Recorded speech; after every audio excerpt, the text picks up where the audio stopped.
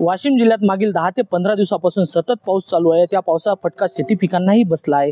आपण बघू शकतो मी सध्या चिखली खुर्द या शेतशिवारात असून या ठिकाणी उन्हाळी पीक म्हणून ज्वारी पिकाची लागवड केली होती आणि ही मोठ्या प्रमाणात ही ज्वारी आली होती आणि 2.5 ते 3 एकरामध्ये ही ज्वारी असून या ठिकाणी सतत असलेल्या पावसामुळे या ज्वारीचे कणस हे काळे पडत आहे आणि यामुळे शेतकऱ्यांना जो शेतमालाला जो भाव मिळणार आता तो कवडी मोल भावात विकले जाणार आहे। त्यामुळे शेतकरी पूर्णतः हातात झाला आहे। सध्याची जर परिस्थिती बघितली तर या शेतकऱ्याचा जो ज्वारी पीक आहे या कणस हे मोठ्या प्रमाणात वाढले, मात्र याला सतत पावसामुळे हे काळे पडले आहे। त्या काळे पडल्यामुळे या पूर्ण जर पाहिलं आपण बघितलं तर हे कणस पूर्णतः काळे पडून जो असा पूर्ण खराब झाला आहे आणि बुरशी चढली आहे। त्यामुळे या शेतमालाला आता भाव मिळणार नाही। त्यामुळे शेतकरी हा पूर्णतः हातात झाला आहे।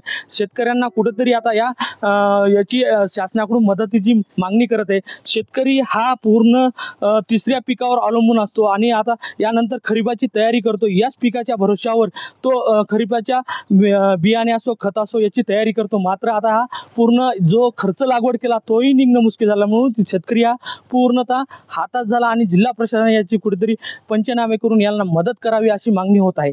कॅमेरामन सचिन राणेसह विठ्ठल देशमुख, TV9 मराठी, वाशिम।